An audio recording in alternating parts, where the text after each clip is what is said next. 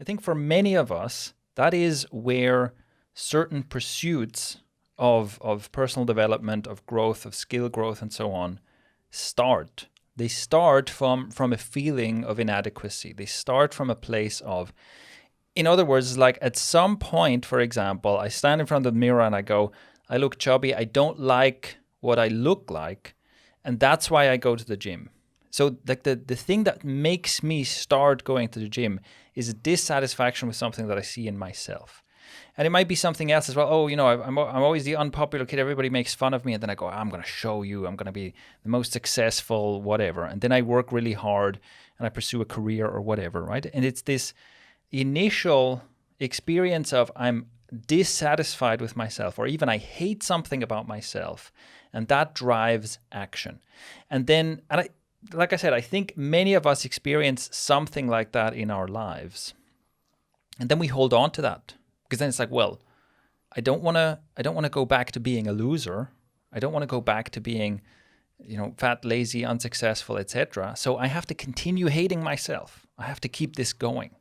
Yeah, so they'll keep it alive. Yeah. And I'm saying this from experience, because when I first started working with you, this is one of the first of many profound bits of insight and wisdom you sort of shared with me. Is I arrived and started working with you and had this belief that I had this exact same belief where if I thought that if I didn't have some sort of, perceived inadequacy with regards to myself, then I wouldn't take action anymore. And I thought to myself, well, I know that I read a lot about self-acceptance and I'm from a bit of a Buddhist background, which concerns itself with that. But I just, for me, I couldn't reconcile those two seeming contradictions, and your advice was just try it out. Why don't you try accepting yourself for a bit and see what happens? Because there was a fear there. There was a fear that I'd just sit there and I'd just sit here and just eat pizza all the time and I'd never move. I'd just be in my room all day. And that was the irrational fear. And your take was like, all right, see it.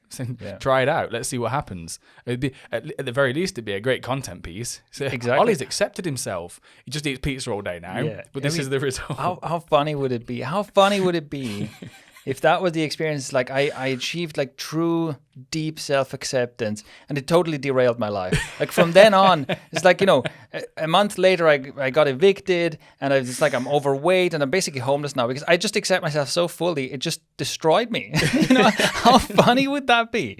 And in the context of Ikari, I was like, yeah, that's worth trying out. That we could make that a content piece. And I'm sure you could probably rekindle your self-loathing, right? I'm sure you can find a way to hate yourself again if that's really what it takes. Yeah, we did mention this to another member of the Icario team the other day. Yeah, like, but I feel this guilt, and this guilt seems to drive me forward. And your response was exactly that. It was like, okay, well, why don't you try letting go of the guilt for a bit? Don't worry. You can find things to get guilty about later. You can always bring the guilt back if you found that you've lost your motivation. If that was the thing that was motivating you, and you've lost it, it seems that guilt is something that could be pretty easy to find if you wanted to. I'm sure you can manage. But so that's the basic problem. And I think that's right away that can potentially open up your mind to this, right? If you just consider the possibility, instead of just taking this fear at face value, just as, don't let go of these negative feelings. Otherwise, it's like, okay, let's explore that. Let's explore that idea. What exactly happens if I accept myself? And just be open to finding out in practice. And we're going to talk a bit more about that. But another thing I want to continue developing this a little bit, because another thing I've often seen when people in the self-development space talk about this is that it is framed as some kind of a paradox, for example, where it's like, somehow it's just paradoxical. On the one hand, self-acceptance is important, but on the other hand, you're driven by shame and guilt and whatever, inadequacy. And somehow, it's just weird, right? This is a weird paradox. Or it's some kind of a balancing act, It's like, yes, some self-acceptance is good for you, and some of this kind of shame is good for you, and because this one drives action and this one makes you feel good. And it's kind of, you've got to find the middle ground. No. That one just sounds, I've got to say, that one just sounds like a bit of a cop-out, doesn't it? Totally, Just saying just balance. It's all about balance. Like, you can say that about so many things and it would apply. But it's almost like you've not really fully answered this question, you know. Yeah, that's true. But I mean, on the other hand, I see people wrestle with this. I see people struggle with this, and I totally understand that. And also to be clear, I totally come from that. It's like I got my start. Like the reason I started working on myself was because I really had a very strong experience of just being a complete failure. I was made to feel through my experiences in school, in my childhood, I was made to feel like I was just a complete waste of space. And I was made to feel like I'm just bad at everything and I'm a nuisance and basically be better if I didn't exist. And it was from so I have that experience too, where I was like, well, at some point, luckily I came across the idea that maybe I could improve myself. And I thought that I have to work on myself in order to get myself to a level of that's like normal where everyone else is. That's how it started. It felt like I have to work really hard to get to the level of where people are at when they just roll out of bed, right? Where normal people are at. So I totally understand this, and it took me a long time to change my mind about that. And I'm glad that I did. And there is a resolution for this. And I don't want to tease this any longer. I think there's one thought experiment that we can do that clearly shows that this is not a paradox or a balance. And here it is. Picture a baby. Okay? Picture a baby. Let's say we have a baby here. And then we look at this baby and go, you know what? This baby is useless. This baby can't take care of itself, can't talk, can't walk. It's not contributing to society. It's not being productive. It's like, what are you doing to raise the GDP, right? You are useless. This baby is useless. And I'm measuring this baby against a fully developed adult. I'm saying, look at this. Look at this. You're terrible. You're terrible. And because you're so terrible, that is why I am invested in helping you grow and learn and become better, right? It's because of your inadequacy, because all I see is lack. And this lack drives me to encourage you to learn and to help you grow and so on and so on. Surely if I fully accepted and loved this baby just as it is, I would just totally neglect it, right? Then I would no longer, it's like, no, you don't have to learn how to speak. You don't have to learn anything. And I'm probably just going to completely neglect this child if I actually fully accept it and love it. Right. Doesn't that sound absolutely bizarre? It's okay. It does sound bizarre. In this metaphor, the baby would be what your sort of potential, the thing that you're trying to. No, it's a literal baby. It's a literal baby. Think about this. When you see an infant, or it could also be a puppy or a kitten or something. It's like, yes, it is useless, basically, right? It's true that there's a lot of lack. If you compare this to a fully developed person, all kinds of things are missing, right? Also, the physique of this baby is not great. Muscular development totally missing. Too much chub. Like this is. Do you even lift, bro? Exactly. Honestly, are you even trying? Right? It's true. These are all true things.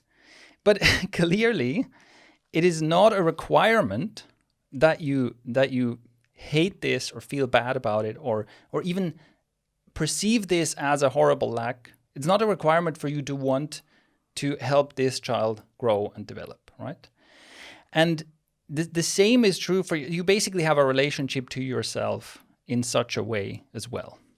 And unfortunately, look, one of the reasons that I'm using a baby as an example is because unfortunately many of us relatively early in childhood do start to experience that we get the feeling that people are disappointed in us, that we're not living up to expectations and so on. And then that starts this kind of I have to grow because of my inadequacy thing. But you can clearly see, and that's why I go all the way back to a baby, right? But just the way you can see a baby and you can see that you can fully accept and love this creature for what it is, and still 100% want it to grow and learn and get better and get stronger and so on. And I think a baby is a good example because we feel that very strongly. We feel both the love and acceptance very strongly, but also you feel so strongly that you want this child to grow up to become excellent, right? You want that really strongly. And I think that we have a relationship with ourselves that is a lot like that as well, just like a relationship we have with someone else, right? Because most of us, we talk to ourselves and we judge ourselves and we do all this kind of stuff that we usually do, that we also do externally with other people. Right? Yeah. And so what I'm saying is the attitude that you're having towards yourself, the way you talk to yourself when it comes to your personal growth and your acceptance and so on, is very, very different from how you look at a baby. And I would argue how you would also want to look at a toddler, at a child, at a teenager, and even another adult. Unfortunately, we lose that. Most of us lose that very early on. And you can also think of this like, maybe you come out of an environment where you didn't experience anything like that. Maybe your first memories are that you felt inadequate. Maybe you did have parents or guardians who basically only saw lack in you, right? But that probably wasn't like your favorite childhood experience. Right? That probably wasn't the good part of your childhood. And I would assume that most people don't want to be like that. We wouldn't, if you're a parent or if you want to become a parent, you probably don't want to be that kind of parent. You don't want to be a parent who just, shames your child into performance or something, right? But again, pay attention to how easy it is to imagine completely and fully accepting and loving a baby or a puppy even.